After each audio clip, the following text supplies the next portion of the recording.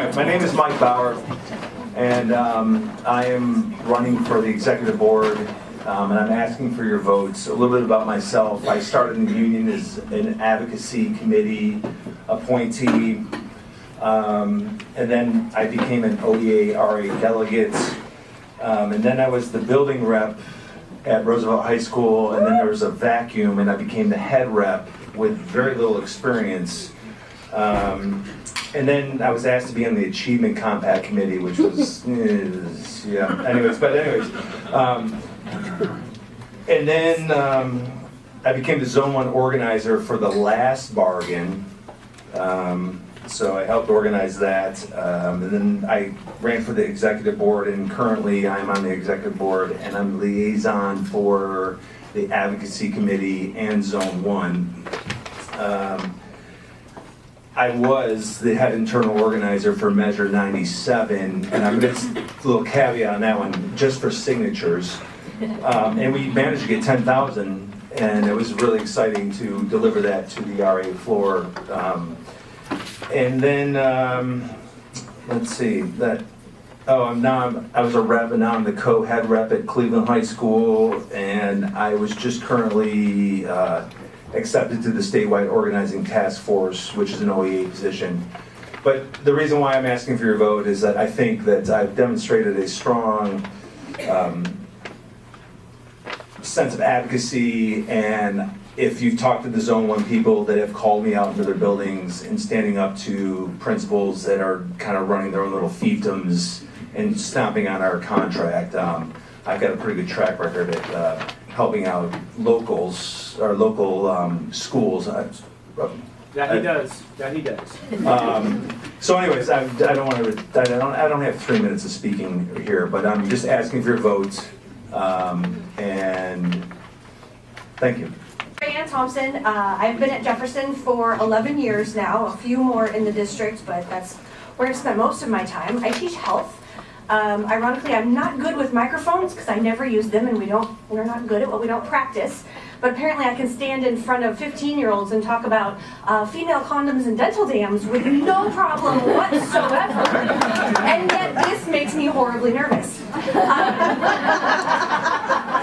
I don't have as many of the accolades as lovely Mr. Bauer does, but I am the executive board liaison to the membership committee, and we're the ones that plan the parties. And I've been the head rep at Jefferson for a few years now. It's not a very hard job. Our principal is usually pretty reasonable, and we're usually able to get through some things. So I like this job because I'm able to help other people as well who might have problems in their situations. So I really want to reach out to I just got moved into Zone 9. I'm your person. I just got my name badge for being an executive board member last month.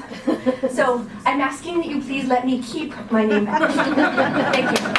My name is Huck Wilkin. I've never stood up here, and I'm really honored to share this podium with the likes of what you see, Mike and Rayanne, and soon to be Gwen. It's really an honor. So I just want to tell you what inspires me. And first I want to say my daughter Una is right here. She's hiding, and she is of course my number one inspiration. She's in second grade at Astor.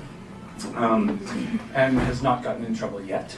So, the second thing that's inspiring me to run is my grandmother, who was also a teacher, but also went deep into the union with the AFT, American Federation of Teachers, which is a little smaller than the NEA, a little bit different. But I'm honored to be following in her footsteps at all. Another thing that inspires me is just fixing things. I love fixing things, whether it's a broken clock or a broken principle. I feel like most of what we need to do is clear communication, and most of our conflict comes from miscommunication. And so I've really enjoyed representing as representing is just a communication conduit where we raise our hands and say there's problems over here, and then Mike rushes in and saves things, or Suzanne or whoever else. So I love fixing things. fourth thing here that's inspiring me is the students. I'm not going to go on and on because we all know this. I have been, this is my 9th year of teaching. It's all been at Title I, and they just inspire me from getting out of bed to falling asleep. So, and also the very deep need we have for a educated population, as we see what is happening with our democracy. And the last thing I have that inspires me is you. When I first started coming to these meetings, I just never, I was inspired by the leadership, but also by this room full of the hardest working, intelligent, generous people that I ever get to hang out with. So those are what are inspiring me to run for this position. Thank you for your time and your vote. Hi there, Gwen Sullivan, and I was trying to think about what is it that is inspiring me to run for the executive board. And I started making a list of what I thought was important. And as I started, then I thought, oh, I'm going to make a top 10 list, the top 10 reasons. But really what it comes down to is it's about having a really strong union. And PAT has always had a strong union, still has a strong union. And I just started thinking about the importance of making sure that we continue and even make it stronger. So what does that mean? So one of the things that we did a few years back is we started talking about having a vision for our schools. And that way we could actually fight for something rather than always fighting against something. And so if we actually saw the educators, the people doing the work with the students, if we actually saw what it's supposed to look like, then we could fight for it. So when the district's trying to do things to us, or the legislature's trying to do things to us, we can say, no, I'm sorry, that doesn't work, because it's not in the best interest of our kids and our profession. So some of the things that we had in our vision had to do with that class size mattered. And that really means class size, caseload, student load, all those things matter. And we talk about educating the whole child. Well, what does that mean? Many people think it's a cliche, but it's not. Educating the whole child makes sure that they not only have math and reading, but they also have music and dance and drama and things that inspire them outside of just reading and math. And then when we talk about every child, educating every child, that means our special ed and our ELL students, that they get the services that they need and deserve in the most least restrictive environment. So we have this vision. So I kept on thinking, why run for school board? Because everything fits into our vision and the things that we believe.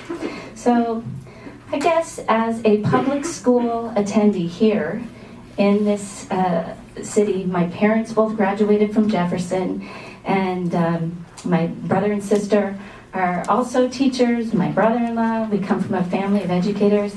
But what means most to me is it's always been an honor to represent people, whether it's at the building level or it's broader than that. And I just have a passion for making sure that we have a strong union to represent our very important, desperately important profession. So thank you, and I hope that you vote for me for executive board. Hi everybody. I ask you today to support my re-election to the executive board. Those of you who know my work have seen that whether as a substitute teacher, signature gatherer, or education policy advocate, I serve our children. And because teaching is one of the most important jobs in the world, I serve you. Whether fighting for the schools our students deserve as a member of the legislative committee, the PAC, and legislative committee where I vet, endorse, and campaign for candidates. In Salem on lobby days, speaking to individual legislators or testifying at committee hearings. As a longtime delegate to the OEARA and now as a delegate to the NEARA, I hope. I work to understand the issues and the best responses of them. My number one goal, some of you know this, is to put teachers in charge of education, in charge of curricula and our students, and to cut back the bloated ranks of administrators, to keep the best administrators to be instructional leaders that teachers respect, and building managers that keep an incredibly under-resourced system running in spite of its own shortcomings. All right? You know, I want to remind some of you new teachers that it's been almost 30 years since Measure 5 started an annual cut in our budgets. Those of you who know what teaching was like here 27 years ago know that it's unconscionable what's happened to our schools, and you know that I'm looking for ways to push back at every moment. I remind you that I believe in a country with separation of church and state. The only force that can oppose multinational corporations is the union. And so no matter what, I will always fight as a member of our union. Because I'm a substitute teacher, I get to work for you while you're planning lessons, going to IEP and 504 meetings, while you're at staff meetings, while you're planning, grading, right? And most importantly, while you're surviving a system that insults the work you do with its lack of resources, insensitivity, and incessant testing. Please vote for me and let me keep working for you.